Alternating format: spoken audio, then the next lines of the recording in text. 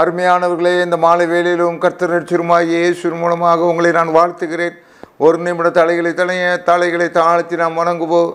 எங்கள் தேவனே, எங்கள் ரட்சகரே, எங்கள் மீட்பரே, எங்கள் கருணை உள்ளமே, உம்மை சோத்தரிக்கிறோம், துதிக்கிறையா. உம்மாலே இந்த நாளை நாங்கள் கண்டடைந்து கர்த்தாவே. இதோ இந்த முடிய சத்திய வசனம் ஆண்டவரே, ஒவ்வொரு உள்ளத்துக்குள்ளாக சென்று கர்த்தாவே, அது நீர் விரும்புகிற கிரியைகளை கொண்டு வருவதாக ஆண்டவரே. இந்த நாளில் சோர்ந்து போய் இருக்கிற இந்த மனிதருக்கு வேண்டிய ஆண்டவரே புத்திகளை கொடுங்க கர்த்தாவே. ஆண்டவரே எழுந்து நடமாட செய்யுங்க தகப்பனே. சிவந்த சமுத்திரத்தை தாண்டட்டும் ஆண்டவரே. யோர்தான் நதியை நிப்பாட்டுங்க கர்த்தாவே. ஆண்டவரே இந்த ஆண்டவரே இந்த உள்ளத்திலே அடிக்கடி எழும்புகிற புசல் எல்லாம் ஆண்டவரை மாறிட்டு கர்த்தாவே. ஆனந்த மலையை கட்டளையிடுவீராக. உம்முடைய அபிஷேகத்தை கொடுப்பீராக. ஆண்டவரே எந்த புயலையும் தாண்டி வர கிருபை செய்வீராக, பலப்படுத்துவீராக, சகாயம் பண்ணுவீராக. இரட்சகர் இயேசு மூலம் வேண்டுகிறேன் நல்ல பிதாவே. ஆமேன், ஆமேன். கர்த்தருக்குள் பிரியமானவர்களே, ஆமணக்கும் ஆண்டவர் கணக்கும், ஆமணக்கும் ஆண்டவர் கணக்கும். யோனா 4ஆம் அதிகாரம் 6-7. யோனாவுடைய தலையின் மேல் நிழல் உண்டாயிருக்கவும் அவனை அவனுடைய மனமடிவுக்கு நீங்களாக்கவும் தேவனாய கர்த்தர் ஆமணக்கு செடியை முளைக்க கட்டளையிட்டு அது அவன் மேல் ஓங்கி வளர பண்ணினார். அந்த ஆமணக்கின் மேல் யோனா மிகவும் சந்தோஷப்பட்டான். மறுநாளிலோ கிழக்கு விழுக்கும் நேரத்தில் தேவன் ஒரு பூச்சியை கட்டளையிட்டார். அது ஆமணக்கு செடி அரித்து போட்டது. அதனால் அது காய்ந்து போயிற்று. கர்த்தருக்கு பிரியமானவர்களே, அருமையான ஒரு தொழிலதிபர் இருந்தார். அந்த தொழிலதிபர் கர்த்தருக்கு ரொம்ப பயந்து நடக்கிறவர். ஒரு கார் உபயோகப்படுத்தி கொண்டிருந்தார். அந்த கார் நிமித்தமாக ரொம்ப சந்தோஷப்பட்டு கொண்டிருந்தார். திடீரென்று அந்த கார் ஒரு பயங்கரமான ரிப்பேருக்கு வந்து விட்டது. இவருக்கு அந்த நேரம் பார்த்து பணமும் இல்லை, செலவழிக்க பணமும் இல்லை. நைட்டு மெக்கானிக் செட்டில் விட்டுட்டார். கேட்ட தொகையை கொடுப்பதற்கு இவருக்கு ஒரு 10 நாள் 15 நாள் ஆகும். ஆகவே இவருக்குள்ளாக ஒரு கேள்வி, ஆண்டவர் இந்த காரை கொடுத்தாரே, ஏன் எனக்கு இப்படி ஆகிவிட்டது? செலவு பண்ண கூட இப்பொழுது பணம் இல்லையே, நான் என்ன செய்வேன் என்று பார்த்தால், அடுத்த நாள் காலையில் அவருடைய மைத்துனர் ஊர்லேருந்து வந்திருந்தார். அவர் வரும்போது ஒரு பைக்கோடு வந்தார்.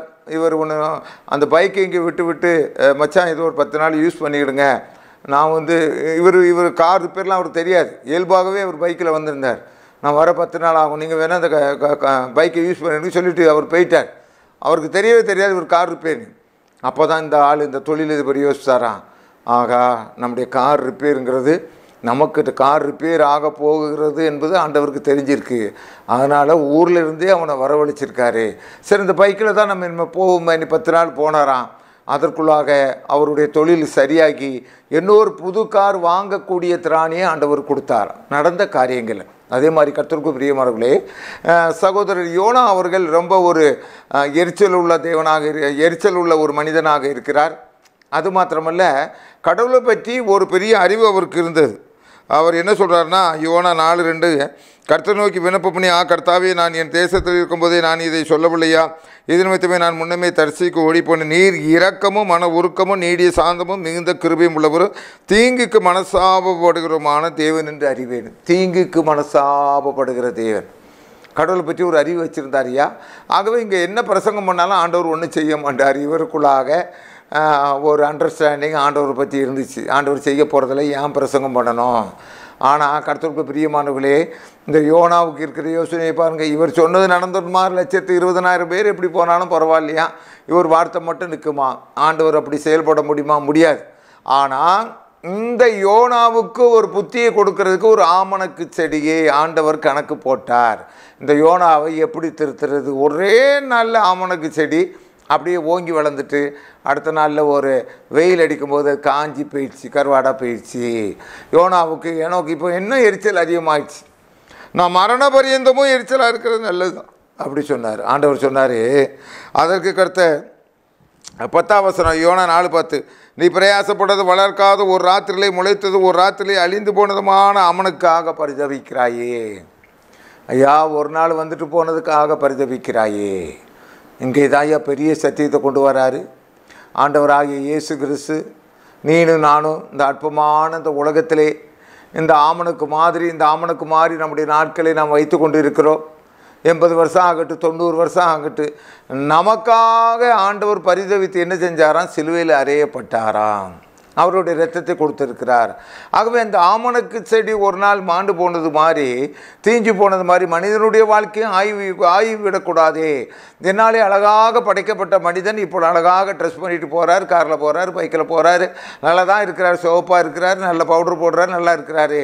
இவன் அந்த நரகத்துக்கு போய்விடக்கூடாது என்பதற்காக ஆண்டவர் என்ன முடிவு எடுத்தார் என்றால், தம்முடைய சிலுவையிலே அவர் தொங்கி மரித்தார், நமக்காக சிலுவையிலே தொங்கி மரித்தார். ஆகவே கர்த்தருக்கு பிரியமானவர்களே, உன்னுடைய வாழ்க்கையிலே சோதனைகள் வரலாம், வேதனைகள் வரலாம். ஆனால் உன்னை அதிலிருந்து தூக்கி எடுப்பதற்கு ஆண்டவர் ஏதாவது ஒரு உபாய தந்திரங்களை பண்ணி கொண்டு தான் இருப்பார். உன்னை கைவிடவே மாட்டார். இந்த காரியம் எதனால் நடந்தது உட்கார்ந்து யோசனை பண்ணு, ஜெபம் செய்வோம். ஆண்டவரே, நீர் ஒருவரையும் கைவிடாத தகப்பன் ஆண்டவரே, எல்லாருக்கும் புத்தியை படிப்பிக்கிறதுக்கு ஆண்டவரே நீர் யோசித்து கொண்டு செயல்பட்டு தான் கொண்டு இருக்கிறீர். யாரையாகிலும் அனுப்புகிறீர், எதையாகிலும் செய்கிறீர். ஆண்டவரே, எல்லாவற்றுக்கும் மேலாக இந்த ஆமணக்கு மாதிரி எங்களுடைய வாழ்க்கை ஆண்டவரே போக போகிறது.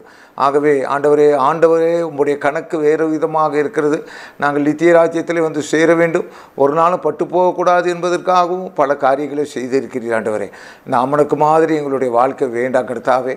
என்றென்றும் ஓடு கூட வாழ்கிற வாழ்க்கையே ஆண்டவர் கணக்கு பண்ணுவீராக. எங்கள் ஒவ்வொருவரையும் கணக்கு பண்ணுவீராக. உன் பக்கத்திலே சேர்த்து கொள்வீராக. இயேசு மூலம் வேண்டுகிறேன் நல்ல பிதாவே, ஆமென்.